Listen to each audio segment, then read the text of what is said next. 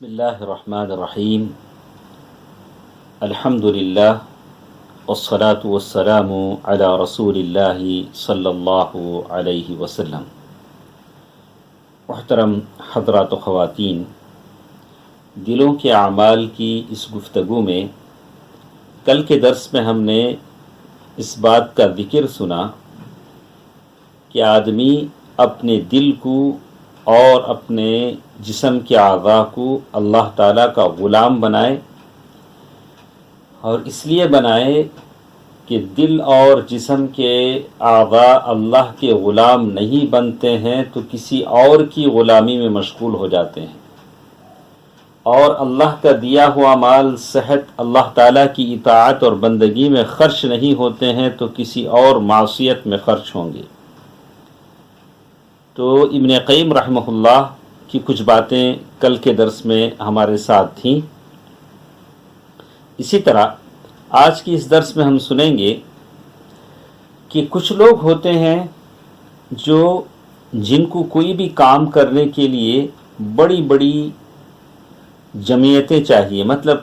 کوئی بھی کام وہ لوگ چھپ کر نہیں کریں گے۔ اگر وہ چھوٹا سا بھی کام کرنا اگر وہ چاہتے ہیں تو اس کے لیے کم از کم 1000 2000 100 200 آدمی جمع ہوں گے تبھی وہ کریں گے۔ ایسے لوگوں کے لیے اخلاص کے ساتھ چھپ کر کام کرنا بڑا مشکل ہو جاتا ہے، اس لیے کہ انہوں نے اپنے نفس کو ایسا عادی بنا لیا ہے کہ کچھ بھی کریں تو اس کو بہت ساری جمعیت دیکھے، بہت بڑی جماعت دیکھے۔ تو اسی لیے کہتے ہیں کہ آدمی ان چیزوں کو دل سے نکالے اور مخلص بن جائے، اللہ تبارک و تعالیٰ کو دکھانے کی کوشش کرے جو بھی کام وہ کرتا ہے۔ اسی طرح آدمی کے لیے ضروری ہے کہ اخلاص کی جو آفتیں اور مصیبتیں ہیں، مطلب اخلاص یہ اچھی چیز ہے، آدمی کا مخلص ہونا، جیسے لکڑی کو دیمک لگتی ہے بالکل ویسے ہی اخلاص کی مصیبت عجب یعنی اپنے آپ کو بڑا محسوس کرنا، ریاکاری ہے، والسمعہ اور شہرت ہے۔ آدمی اس سے بچنے کی کوشش کرے، ایک طرف اخلاص کو اپناتے ہوئے ان چیزوں سے بچنے کی کوشش کرے۔ اللہ کے نبی صلی اللہ علیہ وسلم نے حدیث میں اس کی تعلیم دی ہے، اور بندے کے لیے بھی چاہیے کہ اپنے دشمن کی بھی پہچان رکھے، اس لیے کہ دشمن کو پہچانے گا تو اس سے بچنے کی کوشش کرے گا۔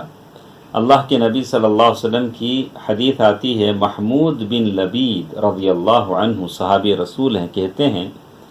اللہ کے نبی صلی اللہ علیہ وسلم ایک مرتبہ ہمارے پاس آئے اور آ کر فرمایا، یا ایھا الناس ایاکم وشرک السرائر، اے لوگو تم لوگ دلوں کے شرک سے بچو۔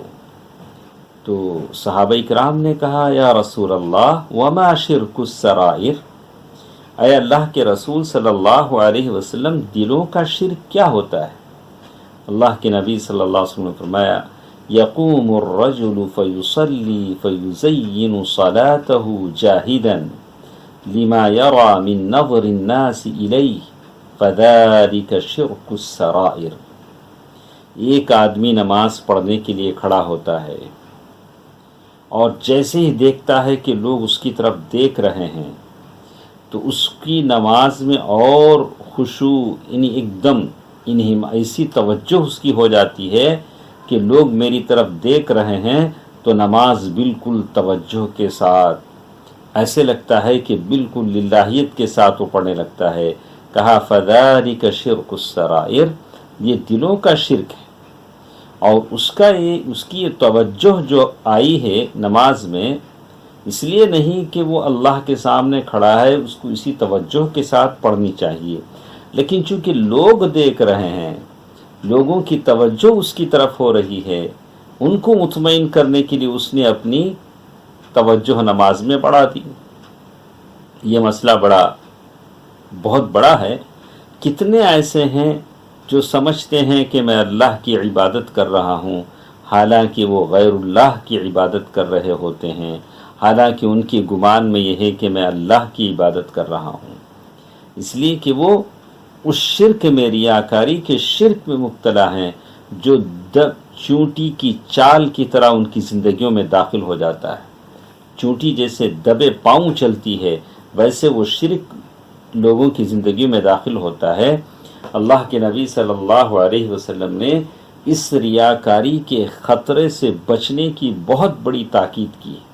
اللہ کے نبی صلی اللہ علیہ وسلم نے فرمایا ان اخوف ما اخاف علیکم الشرک الاصغر، سب سے زیادہ چیز جس سے میں تمہیں ڈراتا ہوں وہ چھوٹا شرک ہے۔ صحابہ کرام نے کہا وما الشرک الاصغر، اے اللہ کے رسول صلی اللہ علیہ وسلم چھوٹا شرک کیا ہوتا ہے؟ قال الریا، وہ دکھاوا ہے، ریاکاری ہے۔ یقول اللہ عز وجل، اللہ تبارک و تعالی قیامت کے دن کہیں گے جب لوگوں کے اعمال کا بدلہ دیا جا رہا ہوگا، اذهبوا الى الذين كنتم تراؤون، جاؤ ان لوگوں کی طرف جاؤ جن کو تم دکھاوے کے طور پر دنیا میں عمل کرتے تھے، جا کر تم اپنا بدلہ ان سے لے لو، اللہ کے پاس تمہارا کوئی بدلہ نہیں ہے۔ تو معلوم یہ ہوتا ہے کہ یہ جو شرک ہے یہ بڑے بڑے گناہوں میں شامل ہو جاتا ہے۔ اسی لیے ابن رجب رحمہ اللہ کہتے ہیں وَإِنَّمَا زَادَ عَذَابُ أَهْلِ الرِّيَاءِ عَلَى سَائِرِ الْعُصَاةِ، اسی لیے